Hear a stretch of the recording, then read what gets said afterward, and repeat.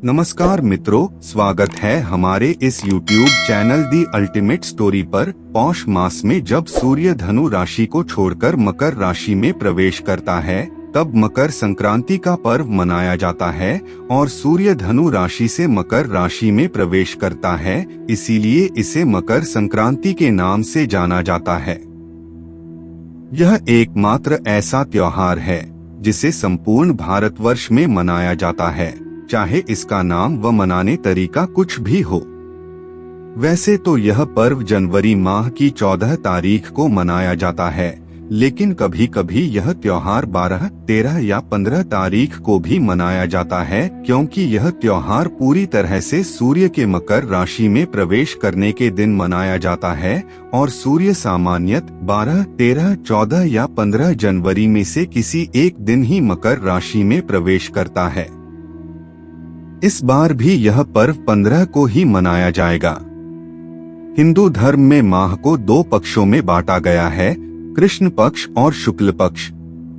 ठीक इसी तरह से वर्ष को भी 2 अयनों में बांटा गया है, उत्तरायण और दक्षिणायन। यदि दोनों को मिला दिया जाए तो 1 वर्ष पूर्ण हो जाता है। मकर संक्रांति के दिन से सूर्य की उत्तरायण गति प्रारंभ हो जाती है, इसलिए मकर संक्रांति को उत्तरायण भी कहते हैं। हिंदू धर्म की मान्यताओं के अनुसार इस दिन भगवान विष्णु ने असुरों का अंत कर उनके सिरों को मंदार पर्वत में दबाकर युद्ध समाप्ति की घोषणा की थी। इसलिए इस मकर संक्रांति के दिन को बुराइयों और नकारात्मकता को समाप्त करने का दिन भी मानते हैं। इस त्योहार को अलग अलग प्रांतों में अलग अलग नामों से मनाया जाता है।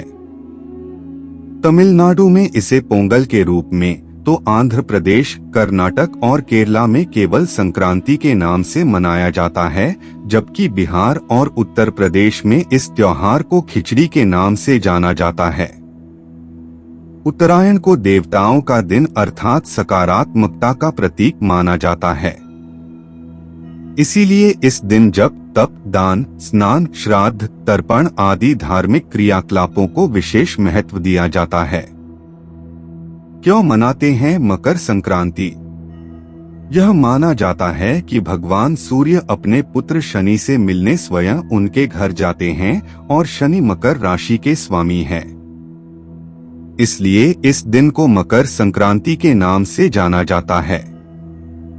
पवित्र गंगा नदी का भी इसी दिन धरती पर अवतरण हुआ था, इसलिए भी मकर संक्रांति का पर्व मनाया जाता है। महाभारत में पितामह भीष्म ने सूर्य के उत्तरायण होने पर ही स्वेच्छा से शरीर का परित्याग किया था। इसका कारण यह था कि उत्तरायण में देह छोड़ने वाली आत्माएं या तो कुछ काल के लिए देवलोक में चली जाती हैं या पुनर्जन्म के चक्र से उन आत्माओं को छुटकारा मिल जाता है, जबकि दक्षिणायन में देह छोड़ने पर आत्मा को बहुत काल तक अंधकार का सामना करना पड़ सकता है। स्वयं भगवान श्री कृष्ण ने भी उत्तरायण का महत्व बताते हुए कहा है कि उत्तरायण के 6 मास के शुभ काल में जब सूर्य देव उत्तरायण होते हैं और पृथ्वी प्रकाशमय रहती है, तो इस प्रकाश में शरीर का परित्याग करने से व्यक्ति का पुनर्जन्म नहीं होता है और ऐसे लोग सीधे ही ब्रह्मा को प्राप्त होते हैं। इसके विपरीत जब सूर्य दक्षिणायन होता है और पृथ्वी अंधकारमय होती है, तो इस अंधकार में शरीर त्याग करने पर पुनः जन्म लेना पड़ता है। अनेक स्थानों पर इस त्योहार पर पतंग उड़ाने की परंपरा प्रचलित है।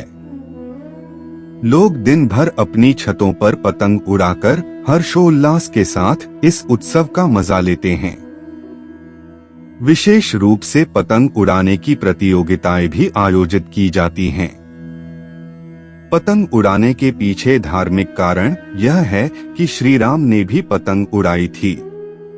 गुजरात व सौराष्ट्र में मकर संक्रांति पर कई दिनों का अवकाश रहता है और यहाँ इस दिन को भारत के किसी भी अन्य राज्य की तुलना में अधिक हर्षोल्लास से मनाया जाता है। संक्रांति और सेहत के बारे में आइए कुछ जानते हैं। पौष मास की सर्दी के कारण हमारा शरीर कई तरह की बीमारियों से ग्रसित हो जाता है, जिसका हमें पता ही नहीं चलता और इस मौसम में त्वचा भी रुखी हो जाती है। इसलिए जब सूर्य उत्तरायण होता है तब इसकी किरणें हमारे शरीर के लिए औषधि का काम करती है और पतंग उड़ाते समय हमारा शरीर सीधे सूर्य की किरणों के संपर्क में आता है, जिससे अनेक शारीरिक रोग जो हम जानते ही नहीं हैं, वे स्वतः ही नष्ट हो जाते हैं।